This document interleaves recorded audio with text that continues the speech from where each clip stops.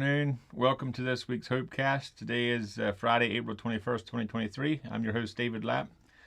With me today, I have Bill Hager. Bill is our Ministry Relations Director here at Blessings of Hope. And I think it's about 3 years ago, Bill walked into my office one day there at Becker Road, up in the back corner there, and was wondering if he could get a job. He was retired from a local marketing firm, and he got retired of watching daytime TV. And he wanted to do something with the rest of his life. So anything you want to share here in the beginning, Bill? Well, I like a lot of men my age, women my age. I began to wonder about my purpose in life.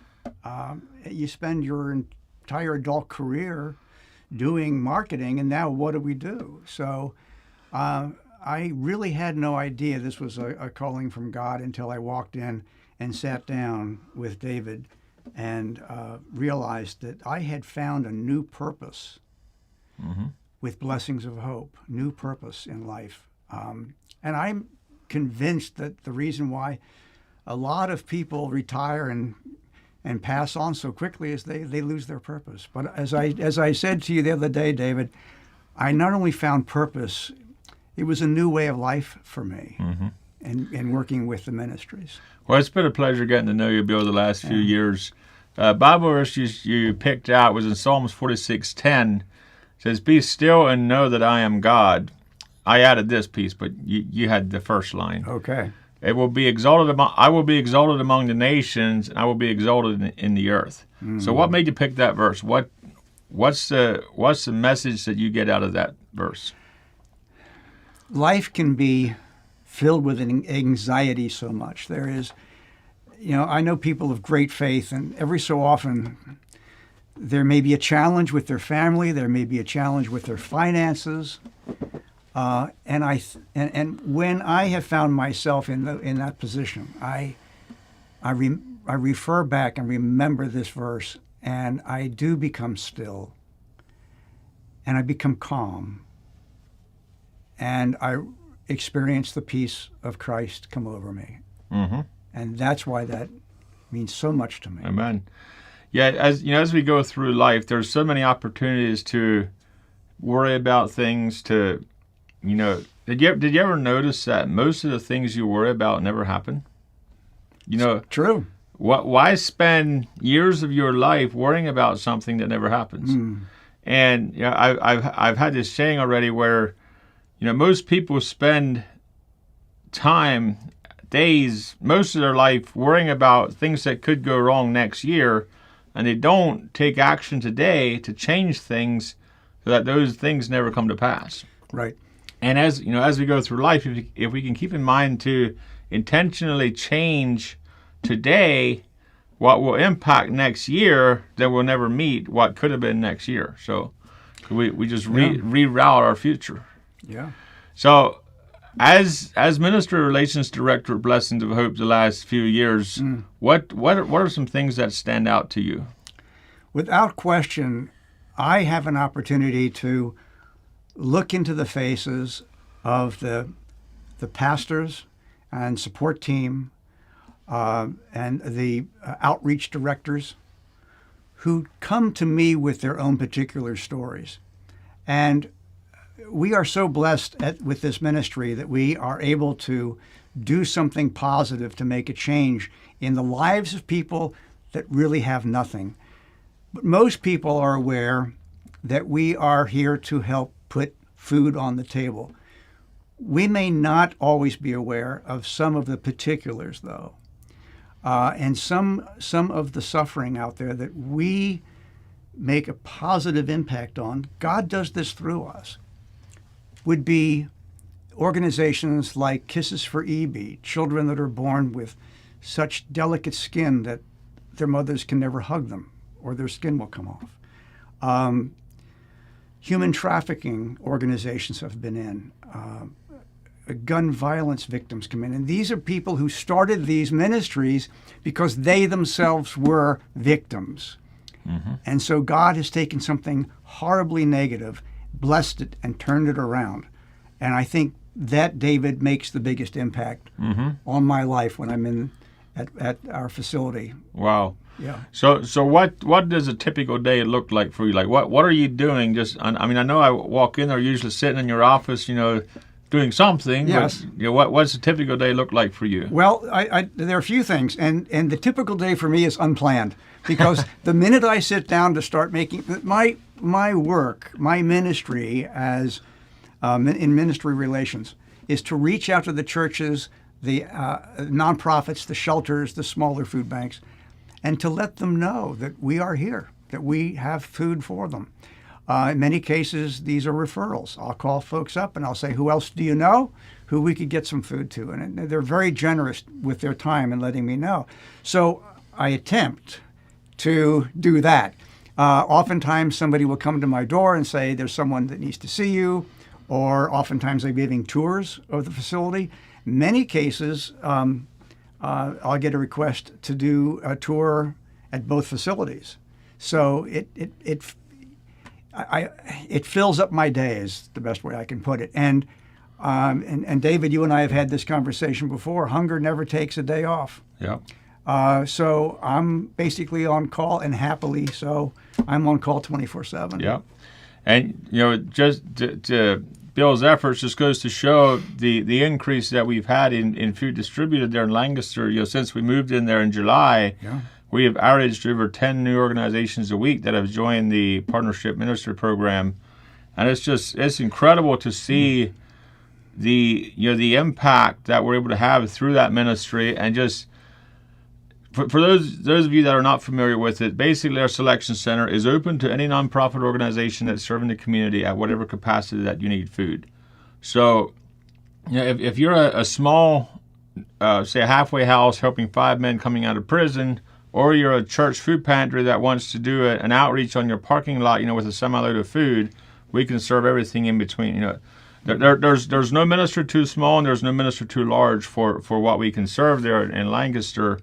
And we have I think the whole building is 29,000 square foot, and it's dedicated to serve nonprofits that are serving the community.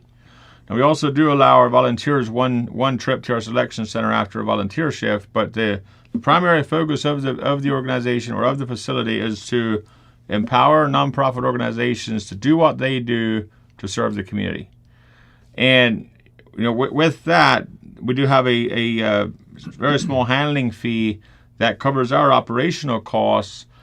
All the food is free coming in, all the food is free going out. What the organizations pay the handling fee on is simply the opportunity to come to one location, select food from over 200 different donors at one location at whatever volume they want. And that's what they're paying the handling fee on.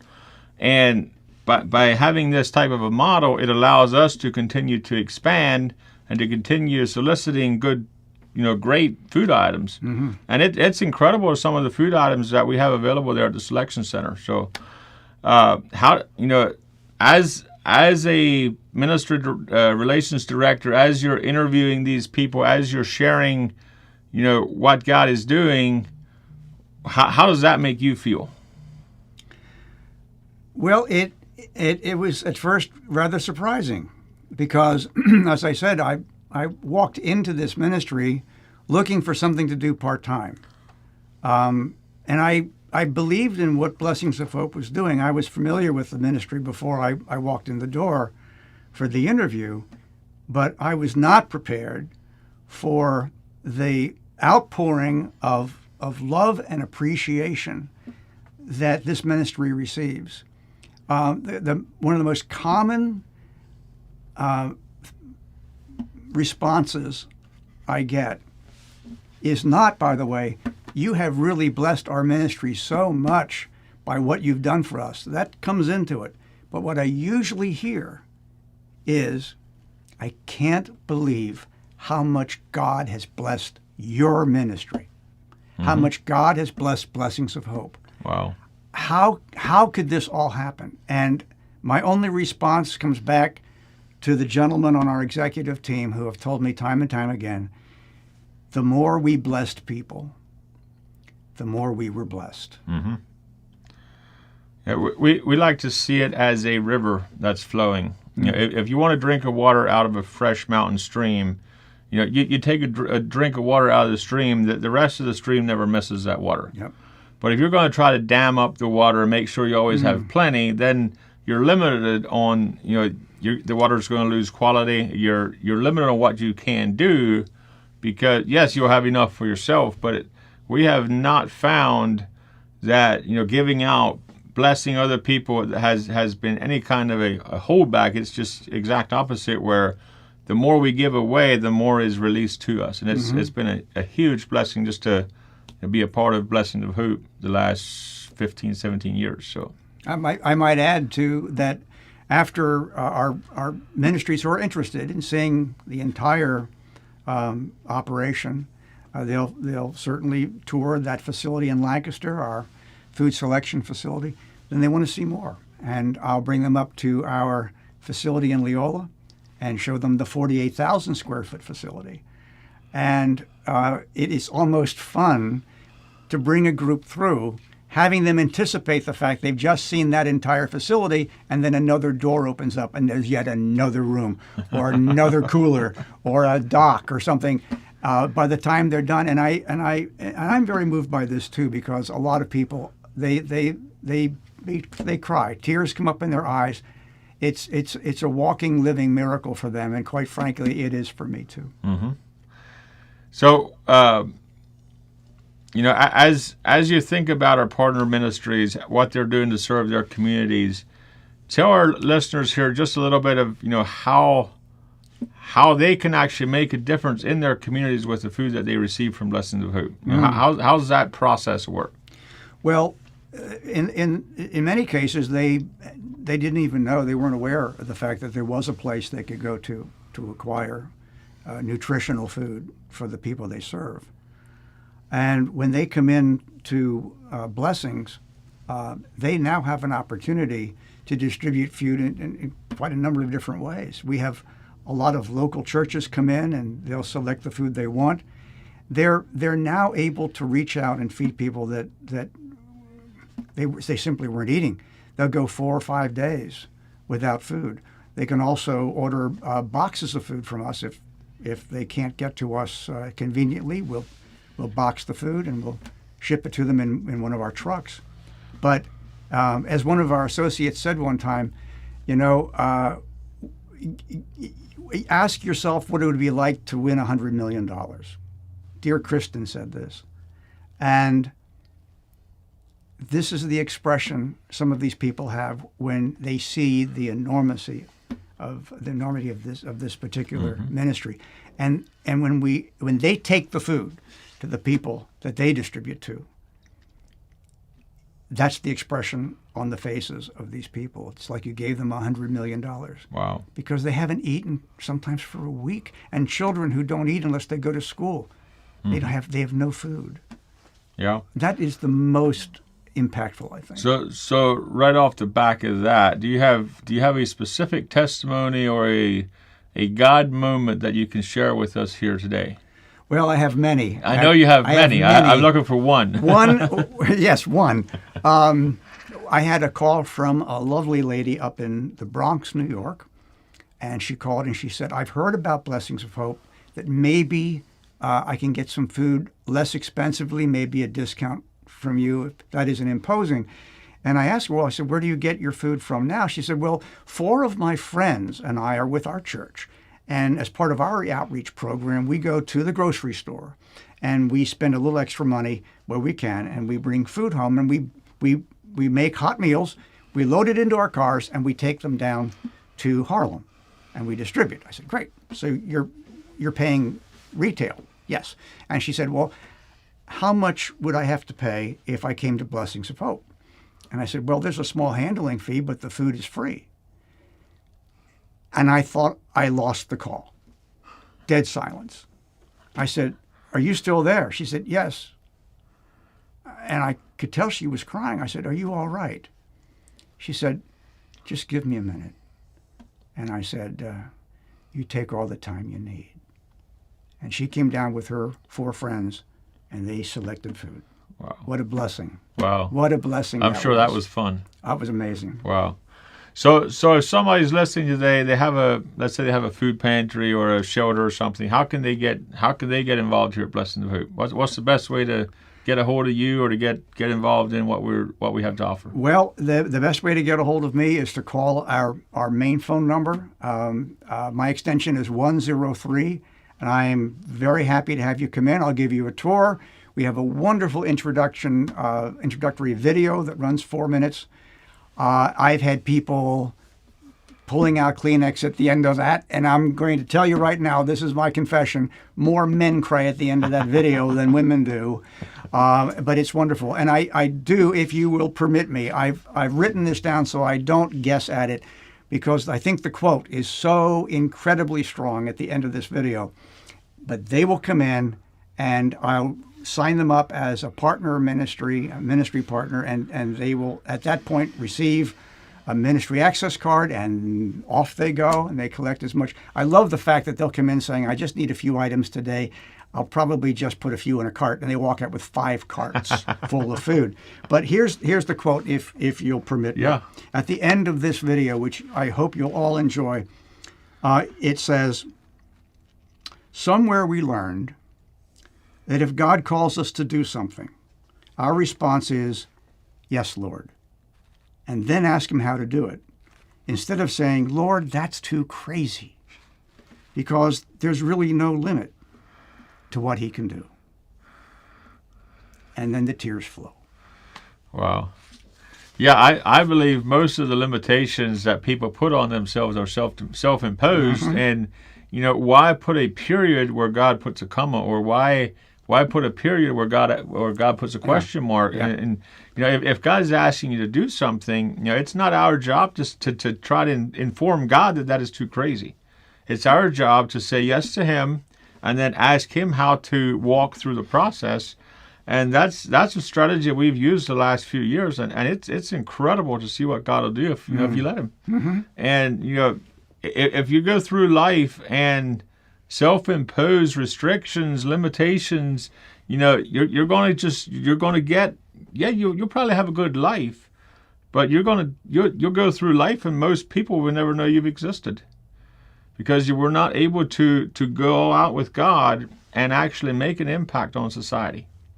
So another way to get a hold of Bill is through email, bhager, BHAGER @blessingsofhope.com.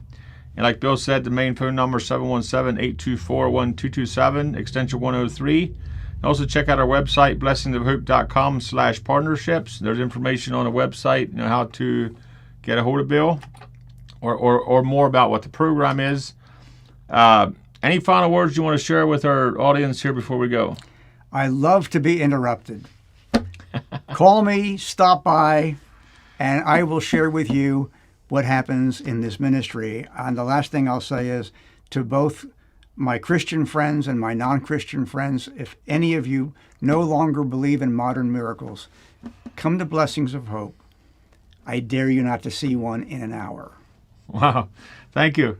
Yeah, it's always a blessing to have Bill, around here. He's always, I don't think I've ever seen Bill without a smile on his face. And he's just a huge blessing to the team. So thank you for joining us today on HopeCast. I'm David Lapp, your host, also the CEO at Blessings of Hope. To learn more about Blessings of Hope and what we do to serve the community, you can check out our website, blessingsofhope.com. Also, feel free to share this video, subscribe, like it, and just be alerted when we go live in the future. We try to do this every week. I know we missed last week, but hopefully we'll be back on track to do this every week again. God bless you, and remember, you can bring hope to the people that you meet every day.